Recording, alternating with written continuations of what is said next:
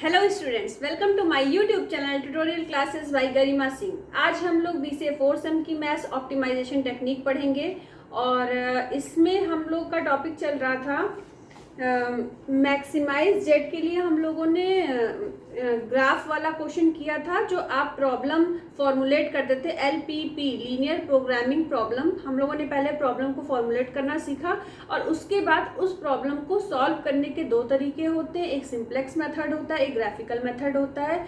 Simplex method बहुत ज़्यादा long होता है और अगर जब तक ज़रूरत ना पड़े तब तक हमें इसे नहीं करना चाहिए, ठीक है। और सिंप्लेक्स मेथड के लिए हमने बताया था कि 3 वेरिएबल अगर होंगे तो सिंप्लेक्स मेथड ही यूज़ करना पड़ेगा, तब ग्राफ मेथड आपका फेल हो जाता है वहाँ पे। और अगर 2 वेरिएबल हैं, जैसे अगर x1 और x2 केवल यूज़ हो रहे हैं तो आप ग्राफ वाले मेथड से सॉल्व कर सकते हो क्वेश्चन को।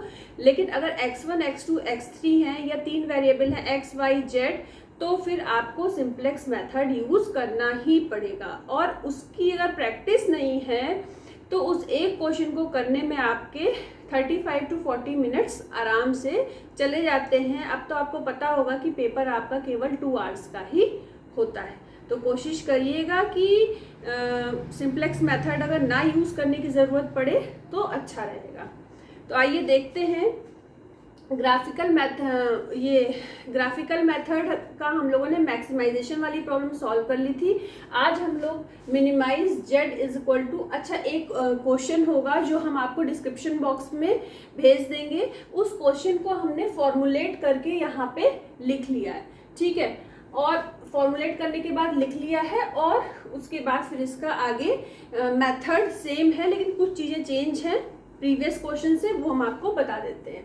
तो मिनिमाइज जेड है, यहाँ पे वैल्यू गिवन है 20x1 + 40x2 subject to constraints. 3 equation है, 36x1 + 6x2 is greater than equal to 108, 3x1 + 12x2 greater than equal to 36, 20x1 + 10x2 greater than equal to 100, x1, x2 is greater than equal to 0।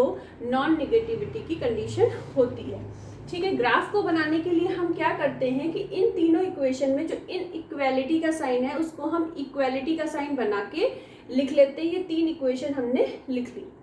अब इनके points निकालने के लिए, ये point number 1 है, ये point number 2 है हर equation का। तो पॉइंट 1 को निकालने के लिए हमने x1 = 0 पुट कर दिया है और पॉइंट 2 को निकालने के लिए x2 = 0 पुट करा तो x1 की वैल्यू आ गई। पॉइंट 1 के लिए x1 = 0 पुट करा तो x2 की वैल्यू आ गई, ठीक है। तो अब ये हमारा क्वेश्चन का पार्ट 1 है, ठीक है। पार्ट 1 हो गया यहाँ तक। अब हमने यहाँ डाल दिया है पार्ट 2। अब पार्ट 2 ग्राफ को बनाने के लिए सबसे पहले हमें इस बात का ध्यान रखना चाहिए, पॉइंट देख लेने चाहिए कि x1 की मैक्सिमम वैल्यू क्या है। x1 की मैक्सिमम वैल्यू है 12 और x2 की मैक्सिमम वैल्यू है 18। x1 हम x एक्सिस पे बनाते हैं, x2 हम y एक्सिस पे बनाते हैं, ठीक है। तो हमने 2 के गैप में पॉइंट्स ले लिए, 2 4 6 8 10 12 14 16 और y एक्सिस पे हमने 20 तक ले लिए, ठीक है। फर्स्ट पॉइंट है हमारा 0,18 और 3,0। तो 0,18 और 3,0 इनको बना के दोनों पॉइंट को एक हमने लाइन ड्रॉ कर दी और इस इक्वेशन की जो ये इक्वेशन लिख दी कि इस इक्वेशन की ये लाइन है जिनसे हमें 2 पॉइंट मिले थे। उन दोनों पॉइंट को हमने अगर जोड़ दिया तो क्या हो गया, एक लाइन बन गई, ठीक है। तो वो लाइन हमने यहाँ पे लिख दी है जो लाइन की इक्वेशन है। सेम इसी तरीके से सेकेंड इक्वेशन के लिए 0,3 और 12,0, 12,0 और 0,3 ये दोनों पॉइंट हमने बना के और फिर यहाँ पे एक लाइन बना दी, ठीक है। लाइन बना दी, इसको आप स्केल और पेंसिल के या पेन से आप बना सकते हो, लेकिन कोशिश करना जो 2 4 6 8 जो आपने स्केल पे x एक्सिस और y एक्सिस पे पॉइंट्स लिए हैं उनके बीच का जो डिफरेंस है वो बिल्कुल सेम होना चाहिए, तभी आपके पॉइंट सही निकल के आएंगे, ठीक है। उसके बाद हमारी थर्ड लाइन के पॉइंट है 0,10 5,0। तो 0,10 और 5,0। फिर हमने ये तीसरी लाइन भी ड्रॉ कर दी।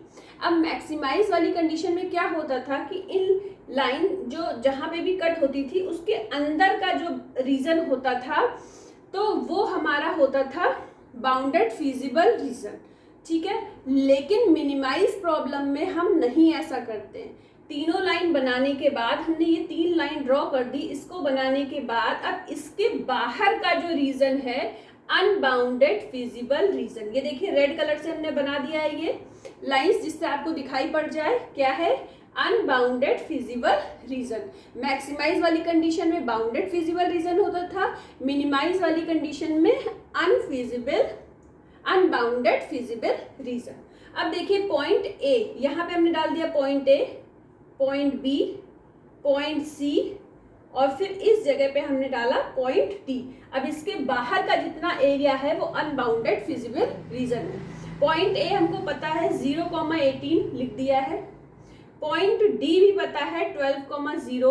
अब पॉइंट बी और पॉइंट सी आपको निकालने के लिए स्केल का यूज करना पड़ेगा। पॉइंट बी आपका ये है, आप पहले स्केल रखोगे बी पे, तो देखिए बी का जो पॉइंट है एक्स एक्सिस पे 2.5 आ रहा है और वाई एक्सिस पे 6.5 आ रहा है और सी पॉइंट आ रहा है 4 और 2, तो 4,2 6 यहाँ लिख दिया, बी के 2.5 6.5 लिख दिया।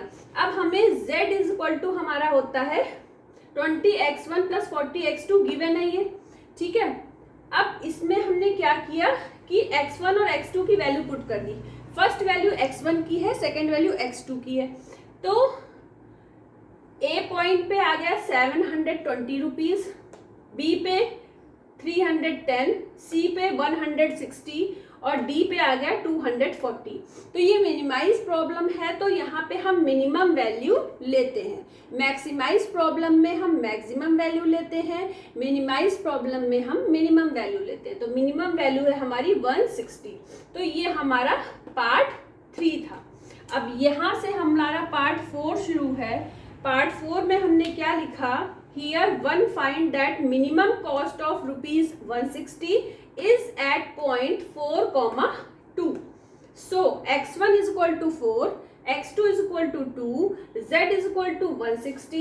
The optimum product mix is to purchase 4 unit of product A, 2 unit of product B in order to maintain minimum cost of ₹160.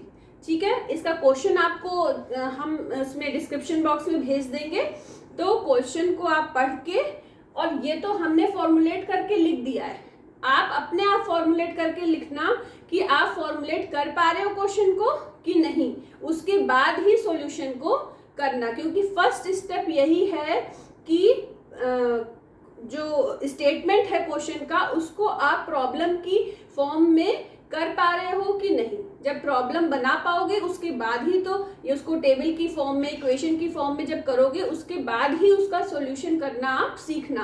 पहले आपको फर्स्ट स्टेप आना चाहिए, उसके बाद ही सेकंड स्टेप पे पहुंचना। नहीं समझ में आए तो आप प्रीवियस क्लास को देखिएगा, समझ में आ जाएगा। आज के लिए इतना ही। All the best to all of you. Thank you.